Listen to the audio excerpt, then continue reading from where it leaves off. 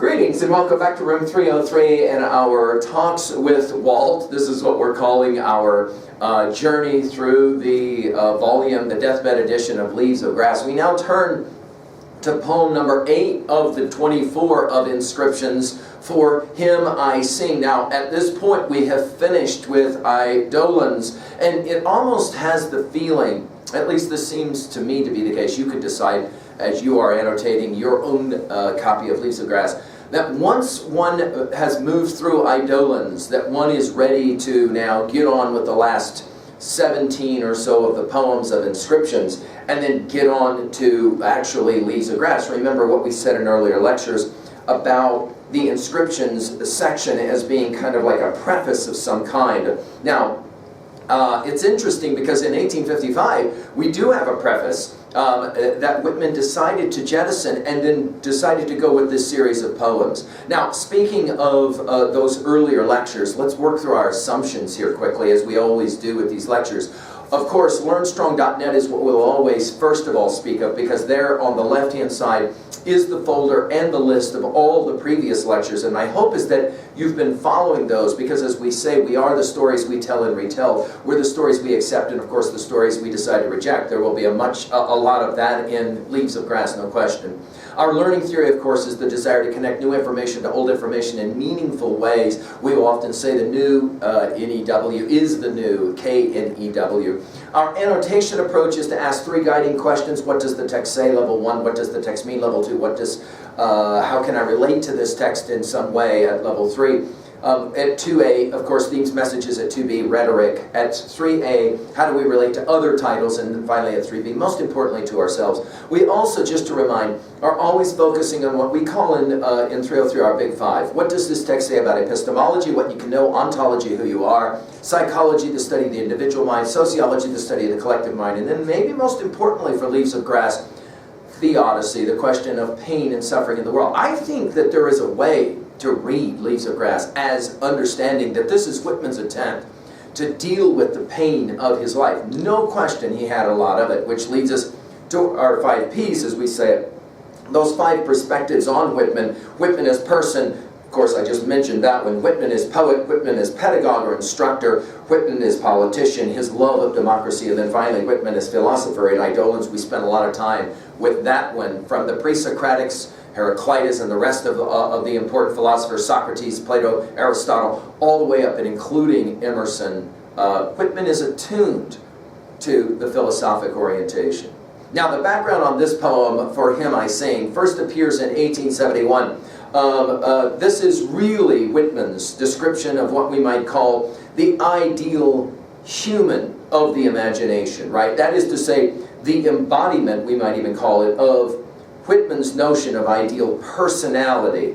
And in some ways, this poem sets up then so many of the other poems. I mean, Song of Myself, in some ways, the genesis is here, even though in terms of writing history it's different, but certainly as it's laid out in the Deathbed edition, the genesis is here.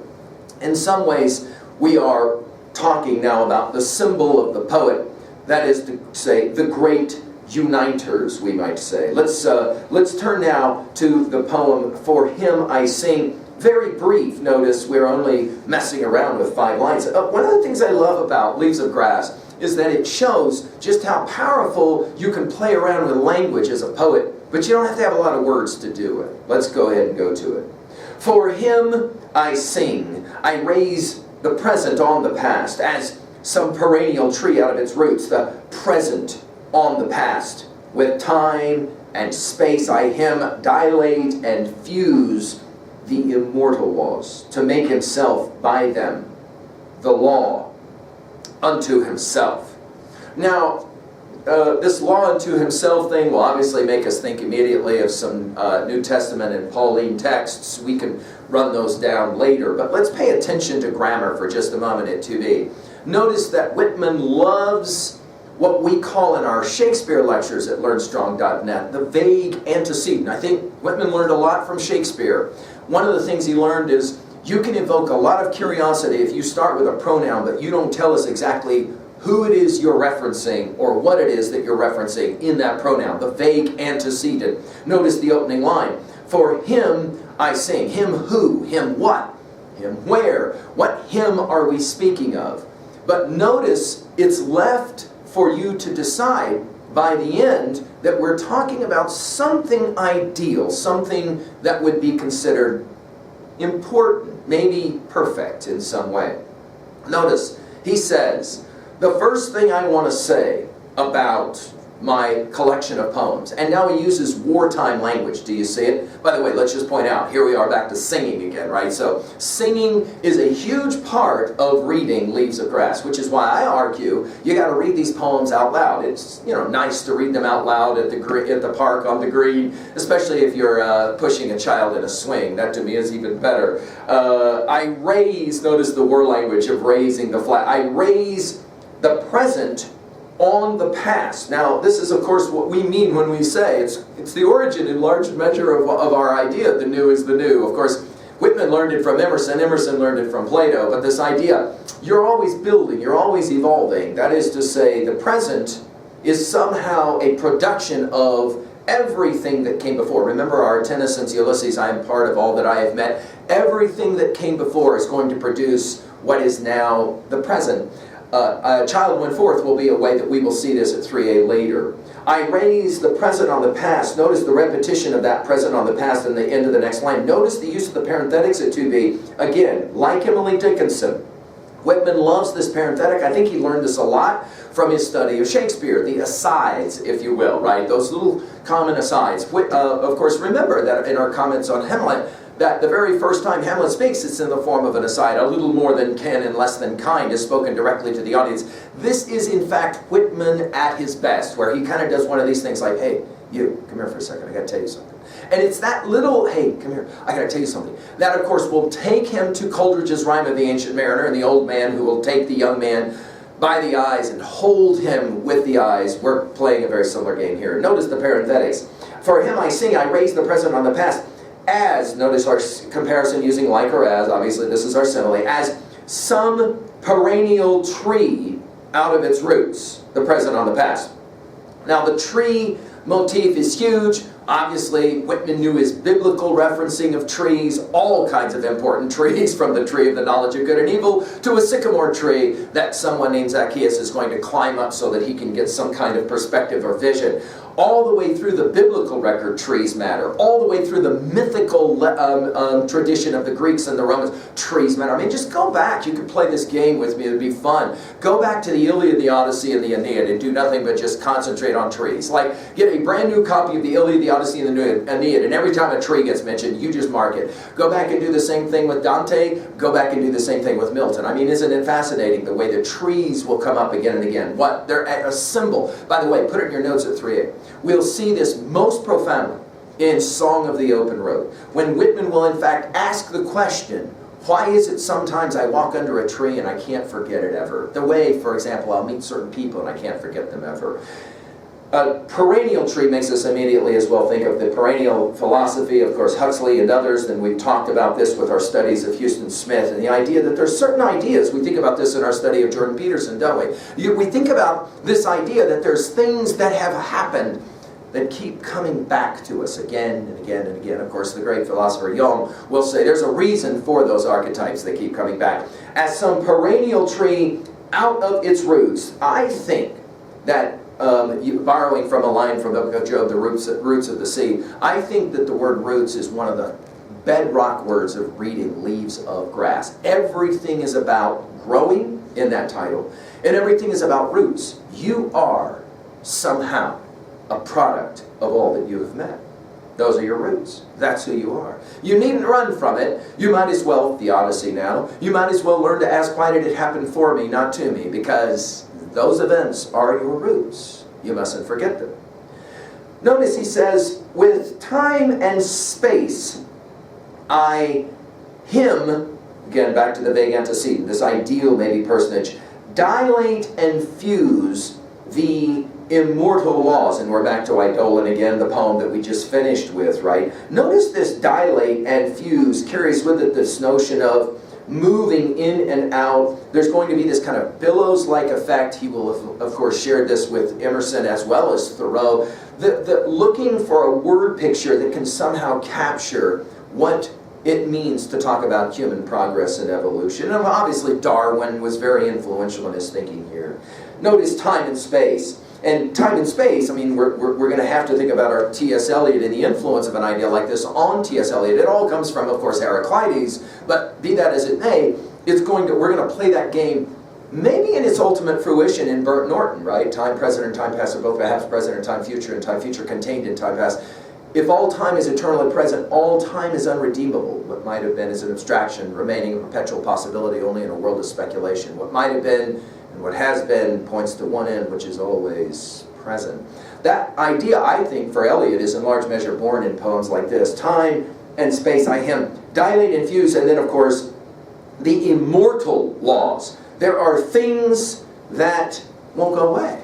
No matter how hard we want to work to make them go away, they don't go away. They keep coming back. Like, for example, why do we gotta stay alive? Like, for example, what's it mean to have joy or peace? Like, for example, what does it mean to pursue happiness? Like, what does that even mean? And what does it mean that some people seem to be born free, Rousseau will say, but are everywhere in chains? Like, what is that about? These are perennial questions. These are the immortal laws. Now, science, of course, is happening, ironically, during, now Whitman is person, right at the same time that we have this incredible religious awakening that's happening in America. The two are coming up side by side, which is, of course, what makes America's history so fascinating to study. So we're playing here with a almost metaphysical idea, immortal, and then, of course, a very scientific idea in laws. Again, we're back to the priest and the poet of Eidolons and the Odyssey, aren't we? To finish now, to make himself, and this self-made notion, we're going to come back to it with Emerson's Self-Reliance. I've given lectures already on this idea, borrowing it from the idea of Carlyle. We're going to hear more about this in the poems to come. Self-made person, to make himself by them, that is to say, the immortal laws. Notice the pronouns here that have so much to do with the antecedents of the pronouns, have so much to do with the meaning of the poem, right? To make himself by them a law unto himself. Now, this idea of a law unto himself is very Emersonian from Self-Reliance. Go back and look at our lectures on Emerson and Self-Reliance to see the power of an idea like this. What does it mean to be free? Whitman will argue, you are as free as you allow yourself to be. And, of course, this is pure Milton, and to some degree it's Voltaire as well, isn't it, as well as Rousseauian. And to that degree, his idea of the perfect poet, the great uniter of time and space around immortal laws, is ultimately about freedom. Now, notice, it's a law term, jurisprudence, but it's a law unto himself. Again, we can think about some of the ideas of St. Paul as well here. Let's finish at 2a. Well, obviously, the key to freedom is self-reliance. He who would be a man must be a nonconformist, is the famous line from Self-Reliance, right? The present, of course, another theme here at 2a. The present is built on the past, which is why we say, we are the stories that we tell and retell. By the way, this is why we study in 303 all of the texts, all of them. We want to treat all of them with respect. We want to give them their due diligence. Then we'll decide whether we wish to accept them or to reject them. But we have to know them before we can decide whether to accept and reject. This is why we're spending time, for example, with leaves of grass. At 2b, obviously, the symbolism of the tree, the symbolism of roots. Pay attention to it all the way through leaves of grass, as well as, of course, the symbol of the poet, the great unifier, the great bringer together, the great singer. And Whitman really believed in this idea. He himself wanted to be that unifier, right? And Leaves of Grass was going to be the instrument that would happen. At 3a, we've mentioned already Emerson's Self-Reliance and spiritual laws, as well as Oversoul. I mean, it's hard to read Whitman without your understanding of Emerson, which is why we've spent our time with guided lectures over Emerson and Thoreau before we even come to Whitman. Finally, let's try and make this somehow relevant to ourselves with a question or two like this. How about this one? This will seem like a really off-the-wall kind of question, but it won't shock you. If you're a tree, okay, then how strong are your roots? Right? How strong are they?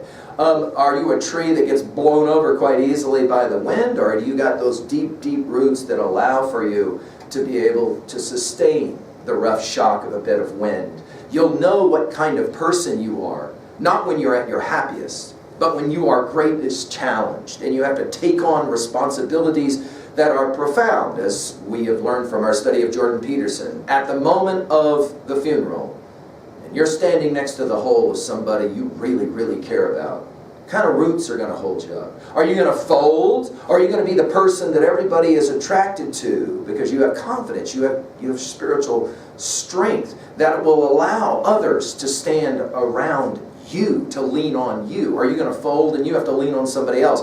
That begins with your roots. What kind of roots do you have?